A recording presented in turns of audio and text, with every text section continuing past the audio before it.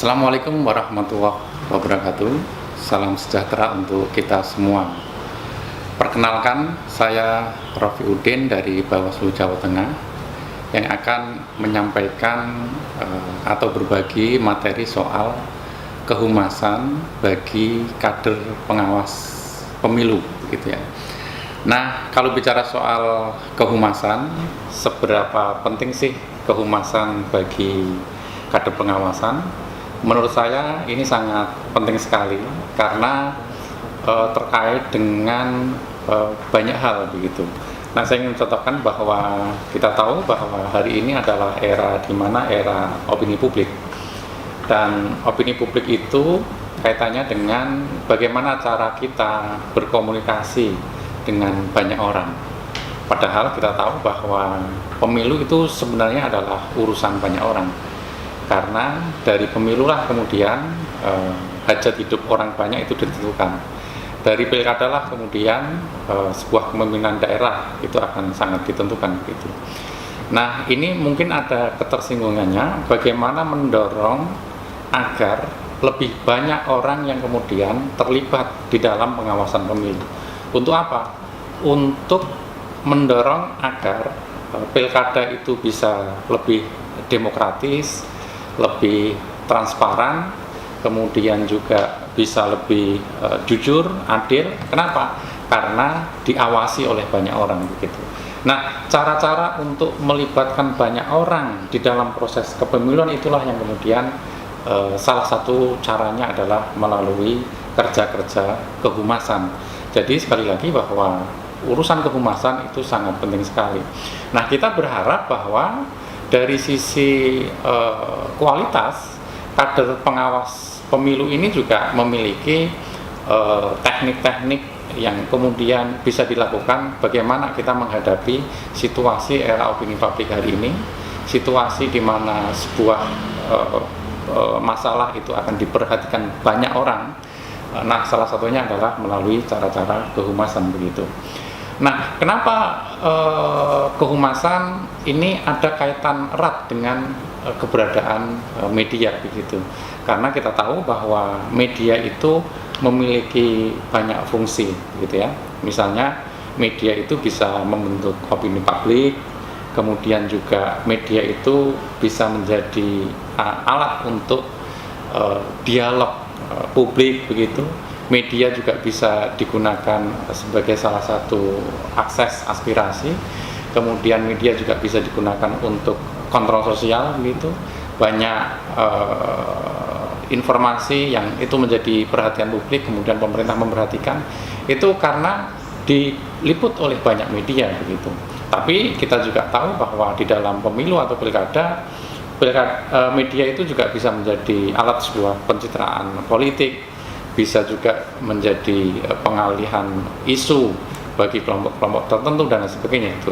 Nah, dalam konteks itulah kemudian kita ingin agar kader pengawasan pemilu itu tidak hanya sekedar mengkonsumsi media, tapi dia juga bisa memproduksi ya, media, bisa ikut menjadi pemain yang kemudian akan menentukan bagaimana wacana-wacana yang akan bergulir dalam konteks pengawasan pemilu begitu. Nah, rekan-rekan semua, kalau kita bicara soal media tentu banyak jenisnya. Kalau kemudian kita menilik pada sejarah, media itu terdiri dari beberapa jenis gitu ya. Pertama sekali tentu media yang ditemukan itu adalah media cetak. Maka sering disebut sebagai press. Karena apa? Karena media itu cetak kan di press begitu. Nah, alatnya itu adalah press, maka sering disebut sebagai media cetak itu adalah media press begitu. Kemudian kita juga tahu bahwa penyebaran informasi dalam sejarahnya juga bisa melalui radio, dan kita tahu bahwa radio ini memiliki fungsi yang sangat strategis. Kemerdekaan di Indonesia ini juga tidak lepas dari peran-peran radio ya, Radio Republik Indonesia begitu. Nah, yang ketiga juga ada media jenisnya adalah televisi, yang itu bisa suara, bisa juga gambar, yang kita saksikan bersama-sama bahwa hari ini kepemilikan televisi itu sangat besar sekali orang yang kemudian bisa mengakses televisi begitu. Nah, di luar itu belakangan kemudian hadir satu jenis media lagi, yaitu media internet, yang mana internet ini bisa menggabungkan antara media cetak, radio, televisi, atau ada istilah namanya adalah era konvergensi begitu. Beberapa jenis media itu digabung menjadi satu, di mana di internet. Kita bisa membaca koran melalui internet, kita bisa mendengarkan radio melalui internet, kita juga bisa melihat televisi melalui internet begitu. Nah, ketika kemudian lahir internet, ada email yang kita tahu juga di proses-proses sejarah pergerakan itu juga bisa menjadi sarana yang luar biasa untuk mendorong banyak orang terlibat begitu ya. Email, kemudian belakangan lahir juga media sosial. Juga media sosial itu seperti Twitter, Facebook, kemudian YouTube dan seterusnya begitu. Kemudian lahir juga aplikasi perpesanan, misalnya ada WeChat, ada WA dan seterusnya begitu. Di luar itu juga ada website ya. Website ini ada juga Blogspot, ada WordPress dan sebagainya, yang itu juga bisa menjadi sarana informasi begitu.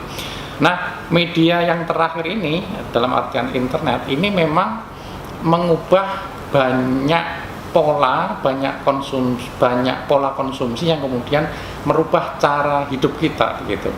Yang belakangan kemudian lahirlah aplikasi-aplikasi yang itu sangat berpengaruh besar terhadap kehidupan kita gitu. Misalnya saya contohkan, ketika kita bicara soal ojek misalnya, perpesanan ojek sudah di sini, perpesanan makanan sudah di sini, bayar tagihan sudah bisa menggunakan aplikasi banking dan sebagainya gitu. Nah, ini yang saya kira juga sekali lagi bahwa media internet ini yang hanya sebesar ini begitu bisa digunakan untuk berbagai macam cara. Nah, dalam konteks kehumasan tentu ini juga merubah cara kerja kehumasan, di mana kalau dulu itu cara-cara kehumasan itu dilakukan dengan cara misalnya keberhasilannya itu ditentukan apakah press release-nya itu dimuat di media cetak atau tidak, konferensi persnya itu diliput oleh radio atau televisi atau tidak, dan seterusnya begitu. Nah, internet ini bisa mengubah diri kita yang tadinya hanya menjadi konsumen informasi, tapi hari ini kita juga bisa menjadi produsen informasi. Artinya apa? Artinya dengan internet kita bisa membuat web secara sendiri. Kita bisa membuat video yang itu kita sebarkan sendiri dan publik bisa mengakses. Dengan Facebook kita bisa membuat artikel yang itu bisa disebarkan kepada publik. Dengan WA kita juga bisa menyebarkan informasi tertentu secara cepat ke banyak orang begitu. Nah, akhirnya apa? Akhirnya kalau kemudian media cetak, radio, televisi itu taruhlah dulu disebut sebagai media arus utama, tapi belakangan disebut sebagai media konvensional begitu, lahir sekarang adalah media sosial, yang mana dua hal besar ini yang kemudian saling memengaruhi. Buktinya apa? Apa yang ramai di media sosial, di internet itu akan diliput oleh media-media konvensional. Apa yang kemudian ramai di media konvensional itu juga akan bisa menjadi bahan pembicaraan di media sosial begitu. Nah, dalam banyak contoh saya kira juga sudah banyak dilakukan oleh kerja-kerja kehumasan, di mana informasi yang pertama kali muncul itu bisa jadi tidak dicetak, di radio, di televisi, tapi justru muncul di media sosial, muncul di WA dan sebagainya, yang ini menjadi gelombang besar untuk kemudian mempengaruhi informasi yang didapatkan oleh seseorang begitu. Nah, dalam konteks itulah kemudian kalau kemudian kita lihat datanya gitu ya, kepemilikan smartphone itu oleh Ashley Nelson, riset terakhir itu sudah disebut di angka 59%. Kemudian rata-rata lama menggunakan internet itu 3 jam 13 menit. Kemudian website yang paling sering digunakan itu ya Facebook, kemudian YouTube, kemudian Google. Kemudian untuk aplikasi di smartphone yang sering digunakan itu antara lain adalah WA, itu sebanyak 97%, kemudian YouTube 83%, Facebook 74%, dan juga Instagram itu 48%. Dan kita cukup merasakan hari ini ketika kemudian ada COVID-19 yang kemudian kerumunan banyak orang itu dicegah, tidak diperbolehkan, orang kemudian disuruh untuk kemudian hanya berada di rumah saja begitu. Akhirnya apa? Mereka mengkonsumsi informasi-informasi itu juga dari televisi boleh jadi, radio boleh jadi, koran boleh jadi. Tapi satu lagi yang tidak kalah strategisnya adalah informasi-informasi yang tersebar di smartphone kita, di handphone kita melalui berbagai aplikasi yang saya sebutkan tadi begitu. Nah, dalam konteks kader pengawasan, saya mendorong agar kerja-kerja kehumasan kader pengawasan ini ya diarahkan kepada medium yang kemudian bisa kita jangkau, kita memiliki, murah gitu ya, mudah diakses gitu ya, yang itu memungkinkan untuk kita lakukan sebagai sarana untuk penyebaran informasi, memungkinkan sebagai sarana untuk kita memengaruhi pemikiran atau ilmu pengetahuan. Nah, ini yang saya kira juga tidak lain kecuali di smartphone.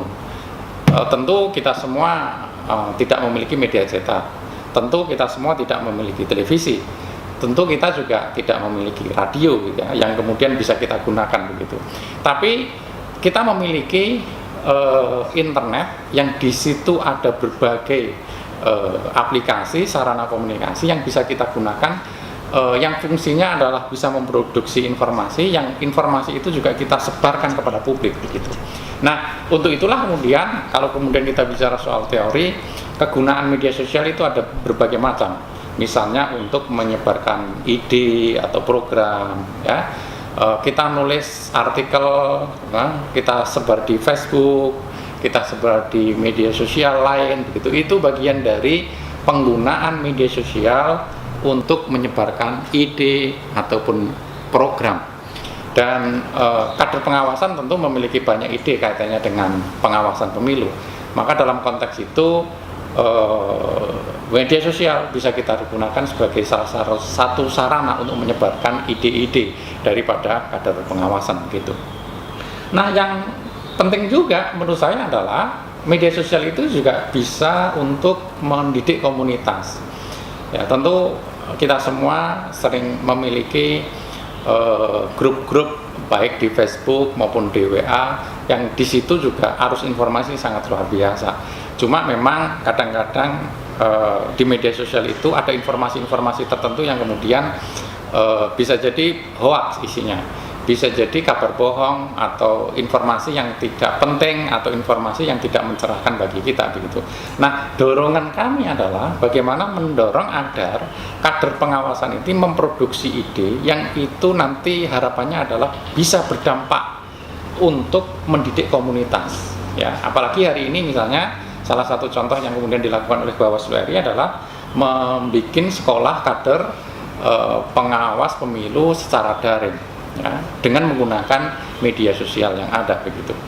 Nah, yang terpenting juga bagi kader pengawasan ya, selain kita memberikan sesuatu kepada publik, tapi kita juga bisa menggunakan media sosial ini sebagai salah satu sarana untuk menyimak wacana-wacana, menyimak aspirasi-aspirasi yang sedang menjadi bahan pembicaraan publik. Seperti yang saya katakan tadi bahwa di media sosial itu banyak sekali informasi, ya, banyak sekali ilmu pengetahuan. Tinggal bagaimana kita menyerap. Banyak sekali kabar-kabar tertentu yang itu masuk kepada diri kita melalui handphone kita. Nah, dalam konteks itulah kemudian media sosial juga bisa kita gunakan menjadi sarana untuk menyimak aspirasi. Kecamatan tertentu atau kelurahan tertentu ada kejadian apa, bisa jadi sudah muncul di media sosial. Maka dalam konteks itulah kemudian kita bisa menggunakan media sosial sebagai salah satu sarana untuk mengetahui apa yang terjadi di lapangan. dipraktek di lapangan masyarakat, aspirasi masyarakat itu apa. Biasanya masyarakat juga menyampaikan informasi-informasi tertentu, aspirasi-aspirasi tertentu di media sosial. Maka media sosial itu bisa kita gunakan sebagai salah satu sarana untuk menyimak aspirasi. Tentu fungsi lain ada, misalnya media sosial itu bisa kita gunakan merekatkan interaksi antar komunitas, antar individu. Tapi mungkin kita juga ada kritikan bagaimana media sosial itu kadang-kadang justru memisahkan yang sudah raket. Nah, ini yang saya kira tidak boleh. Kenapa? Karena digunakan sebagai salah satu penyebaran informasi yang bohong. Salah satu contoh misalnya, saya pernah keluar dari salah satu grup begitu ya. Kenapa? Karena di grup itu sering digunakan sebagai salah satu sarana untuk menyebarkan kebohongan untuk kelompok-kelompok tertentu begitu. Nah, untuk itulah kemudian bagi kader pengawasan, media sosial itu harus digunakan sebagai salah satu sarana untuk merekatkan interaksi, membangun komunitas ya, dan sudah banyak saya kira komunitas-komunitas yang itu lahir dari media sosial begitu.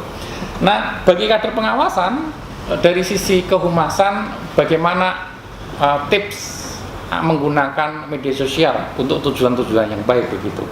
Tentu kita berharap agar kader pengawasan ini memperbanyak ya konten-konten yang positif di media sosial agar tujuannya tadi bisa mencerahkan kepada publik begitu.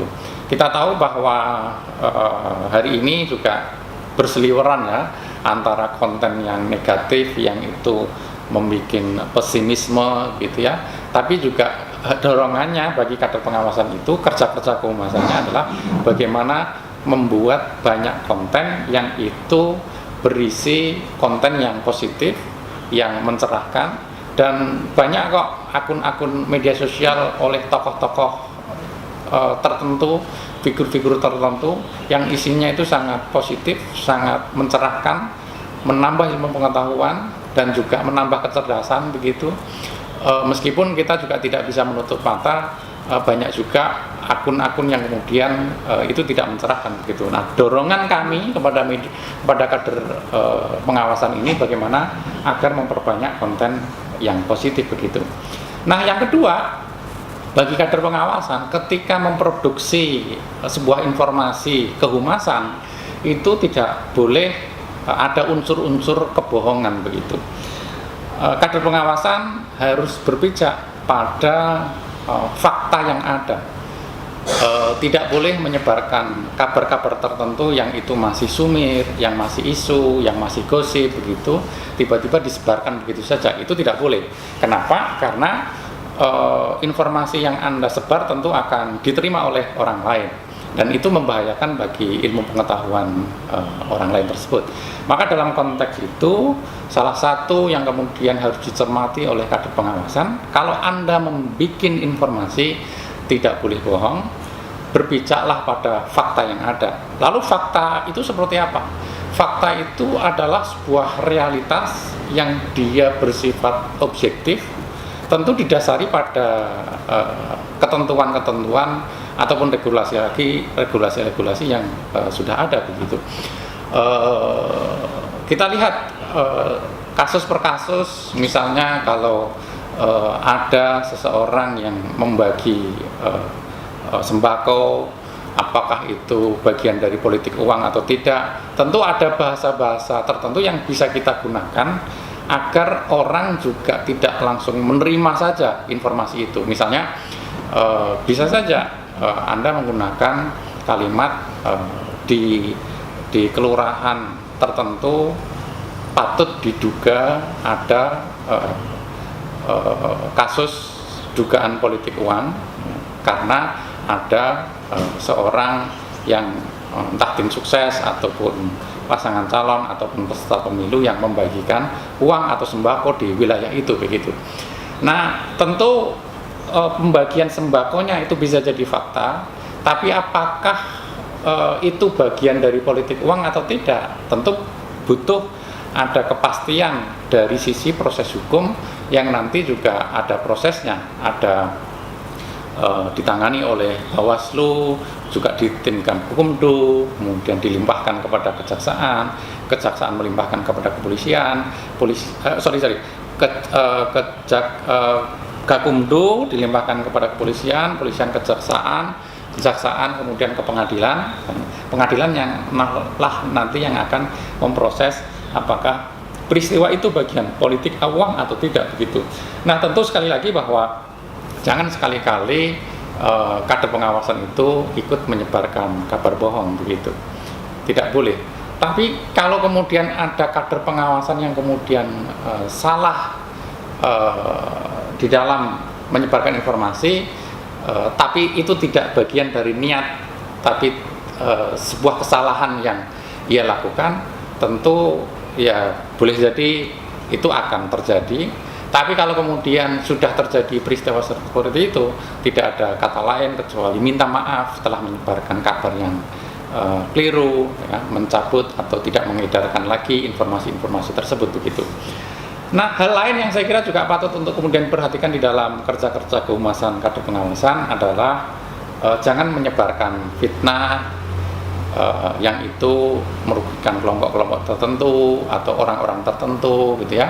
Kita tahu kan bahwa al-fitnah itu asyaddu minal qatl, bahwa fitnah itu lebih kejam daripada pembunuhan. Maka dalam konteks itu fitnah itu sangat-sangat dilarang dan juga tidak diperbolehkan.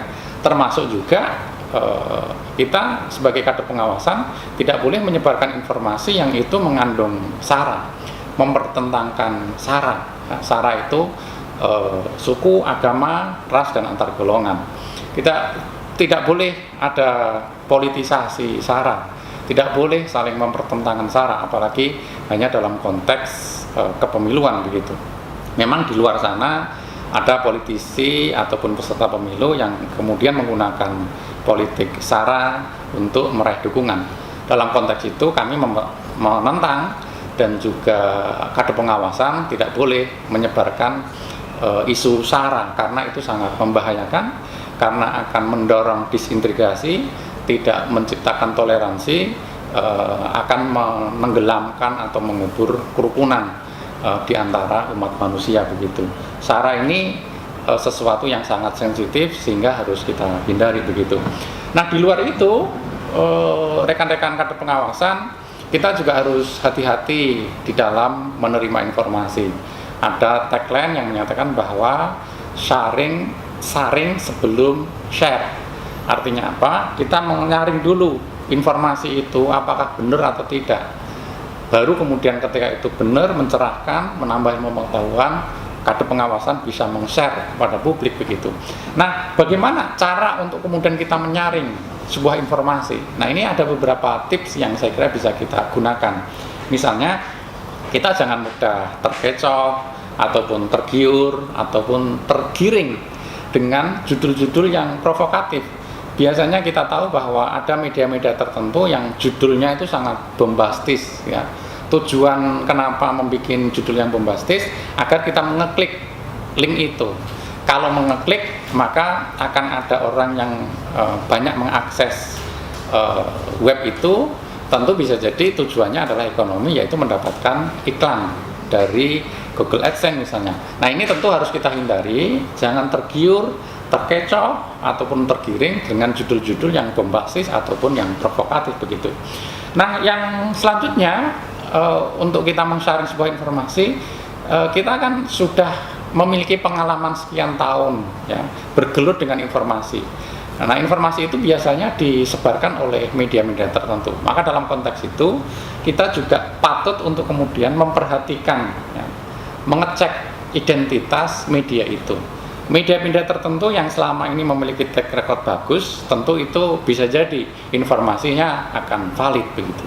Tapi bisa jadi ada media-media tertentu yang sudah kita kenal begitu, tapi informasinya itu sering blunder, sering hoax gitu ya, sering digunakan sebagai alat politik kelompok-kelompok tertentu. Maka dalam konteks itu kita memperhatikan track record ataupun jejak rekam sebuah media itu menjadi sesuatu yang sangat penting sekali begitu. Kemudian tips lain adalah kita harus terbiasa dengan membaca judul ataupun artikel itu secara tuntas. Seringnya kan kita kadang baru membaca judulnya, kemudian membaca paragraf pertama, kedua, kita langsung mengambil kesimpulan. Ini yang saya kira juga patut untuk kemudian tidak kita lakukan. Baca sebuah artikel hingga tuntas, baru kita mengambil sebuah kesimpulan. Jangan sampai baca judulnya saja langsung kirim kemana-mana dan sebagainya gitu. Kemudian di dalam mengetahui sebuah informasi itu bisa jadi kita juga bisa mengecek. Ada banyak sekali aplikasi penelusuran ya di mesin pencarian, kita coba cek, bisa jadi begini, ada informasi tertentu yang kita terima hari ini gitu, tapi kejadiannya itu sudah 3-4 tahun yang lalu. Nah biasanya kejadian 3-4 tahun yang lalu itu juga terrekap di mesin pencarian, sehingga kita akan bisa mengetahui begitu. Ini kasus-kasus seperti ini banyak sekali, tidak hanya artikel tapi juga kadang video 3 tahun yang lalu ya, kemudian di-upload lagi hari-hari ini begitu, dengan kemudian dikasih judul yang baru sesuai dengan konteks hari ini, padahal kejadian itu kejadian yang sudah lama begitu. Ini yang saya kira juga perlu diperhatikan. Di luar itu rekan-rekan kader pengawasan, kalau Anda kebingungan terhadap informasi-informasi tertentu, Anda bisa terlebih dahulu menanyakan kepada ahlinya begitu. Kalau kemudian ada informasi tertentu terkait dengan kepemiluan, Anda bisa bertanya kepada rekan-rekan Bawaslu di kabupaten kota misalnya untuk meminta ya penjelasan apakah informasi itu betul atau tidak begitu. Jadi ada banyak cara yang bisa kita gunakan sebagai kader pengawasan untuk kita juga menyebarkan informasi kepada publik yang itu berisi ilmu pengetahuan, berisi opini publik yang bisa menambah pengetahuan ataupun gagasan banyak orang begitu. Di sisi yang lain, diri kita juga harus siap untuk kemudian menerima informasi yang kadang-kadang informasi itu tidak mencerahkan begitu. Nah terakhir rekan-rekan, sebelum saya akhiri sesi kali ini, saya ingin memberikan tugas kepada kader pengawasan yang ikut di forum ini. Setidaknya ada 2 tugas yang kemudian bisa kita lakukan setelah sekolah kader pengawasan ini. Pertama adalah bagaimana kalau dari sisi kehumasan, kader pengawasan ini mendirikan atau membuat sebuah sarana informasi yang itu bisa menjadi diskusi bagi publik. Bentuknya bisa grup WA yang di situ berisi banyak orang, ya, atau grup FB ataupun grup-grup lain ataupun IG dan sebagainya, yang itu bisa menjadi sarana bagi publik untuk mendiskusikan tentang persoalan-persoalan pengawasan pemilu ataupun pemilihan. Harapannya adalah kader pengawasan ini menjadi aktor yang kemudian mampu memfasilitasi grup-grup di media sosial tadi, selain memproduksi informasi, juga menyebarkan informasi-informasi yang mencerahkan begitu. Nah, sarana ini bisa digagas oleh kader pengawasan. Nanti anggotanya bisa jadi publik, bisa jadi masyarakat yang memiliki kepedulian terhadap proses pengawasan pemilu ataupun pilkada. Ini penting karena di tengah situasi yang kemudian media sosial sudah gampang kita raih, gampang kita dapatkan, menyebarkan informasi di sini juga sangat mudah. Tentu sarana ini menjadi salah satu komunikasi saja, tapi boleh saja kader pengawasan itu mengumpulkan orang per orang untuk kemudian melakukan diskusi secara bersama-sama. Kalau kemudian tidak ada tempat diskusinya, itu bisa dilakukan di kantor Bawaslu kabupaten kota, ataupun nanti kalau Panwascam sudah diaktifkan lagi di kantor Panwascam begitu. Ini yang saya kira juga menjadi tugas bagi kader pengawasan, sekali lagi, untuk membuat atau memfasilitasi sarana yang itu bisa menjadi alur informasi, alur diskusi bagi banyak orang yang dia peduli terhadap proses demokrasi di wilayah masing-masing begitu. Itu yang pertama. Kemudian yang kedua, kader pengawasan, saya juga ingin memberikan tantangan kepada Anda, bagaimana kader pengawasan ini mampu tidak hanya mengkonsumsi informasi-informasi dari orang luar, dari orang lain, tapi juga mampu untuk memproduksi informasi-informasi pengawasan pemilu yang produk itu bisa disebarkan oleh kader pengawasan kepada publik. Bentuknya bisa artikel, bisa tulisan-tulisan tertentu ya, bisa juga puisi misalnya, bisa juga novel itu berisi soal pengawasan pemilu, puisi berisi novel pengawasan pemilu, berisi cerpen ataupun apa yang kontennya itu terkait dengan pengawasan pemilu begitu. Atau artikel-artikel tertentu misalnya yang pandai untuk membuat materi khotbah misalnya, bagaimana kader pengawasan ini bisa untuk memproduksi khotbah pengawasan pemilu misalnya. Di luar soal tulis menulis, saya kira juga mungkin nggak misalnya kader pengawasan ini membuat video pendek yang isinya adalah pengawasan pemilu, diproduksi ya, itu disebarkan kepada publik, yang membuat itu adalah kader pengawasan. Atau misalnya bagi anak-anak muda juga bisa membuat meme misalnya, meme terkait dengan pengawasan pemilu ya, agar sekali lagi agar publik itu tertarik dengan pengawasan pemilu, agar pemilunya itu lebih transparan, lebih demokratis dan sebagainya. Atau misalnya ada aplikasi-aplikasi tertentu yang memudahkan kita di dalam membuat informasi, memproduksi kepada publik, misalnya lagi ngetren adalah TikTok. TikTok itu ngetren sekali ya. Anak-anak muda sangat suka, anak-anak kecil suka, dan juga tokoh-tokoh publik juga membuat TikTok begitu. Tantangannya adalah bagaimana membuat TikTok yang kontennya itu terkait dengan pengawasan pemilu, anti hoax, anti politik uang, anti SARA misalnya, anti larangan penggunaan fasilitas pemerintah untuk kampanye ya, tidak boleh ini itu dan sebagainya. Itu bagaimana dikemas secara baik melalui aplikasi TikTok itu, tapi sekali lagi kontennya itu adalah konten pengawasan pemilu begitu.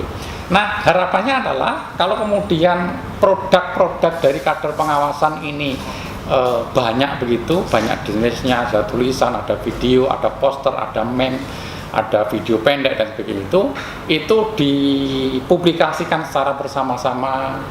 Harapannya adalah agar publik atau publik mampu untuk kemudian merasa bahwa pemilu ini adalah urusan kita bersama, bahwa pemilu ini adalah urusan banyak orang, sehingga orang tersebut harus terlibat di dalam proses pengawasan pemilu. Pemilu bukanlah sekedar urusan Bawaslu ataupun KPU ataupun pemerintah, tapi adalah pemilu itu adalah urusan publik, urusan kita bersama-sama. Karena pemilu itu akan menentukan nasib banyak orang ke depannya. Nah, salah satu cara untuk kemudian banyak orang terlibat di dalam proses kepemiluan itu adalah melakukan cara-cara kerja-kerja kehumasan, karena kehumasan itu ada kaitannya dengan kepentingan publik, aspirasi publik, kemudian menyampaikan informasi kepada publik. Harapannya adalah publik bisa bertambah ilmu pengetahuan yang begitu. Nah, terakhir sekali bahwa di Bawaslu RI sendiri juga ada banyak media yang kemudian harus diikuti oleh rekan-rekan kader pengawasan pemilu dan juga banyak orang, saya kira, agar kita juga bisa menerima informasi-informasi yang cukup baik dari Bawaslu, mulai dari websitenya misalnya, kemudian juga ada IG, ya, kemudian juga ada PPID-nya, ada kalau Anda butuh peraturan-peraturan tertentu begitu, ada JDIH Bawaslu, kemudian ada Facebooknya, kemudian ada Twitternya, kemudian juga ada YouTube yang di situ juga sebagai salah satu sarana penyebaran informasi itu begitu. Nah, itu saja mungkin dari saya. Terima kasih, mohon maaf kalau ada kesalahan ataupun kekurangan. Terima kasih, selamat berjumpa lagi dengan kita semua. Terima kasih, semoga bermanfaat.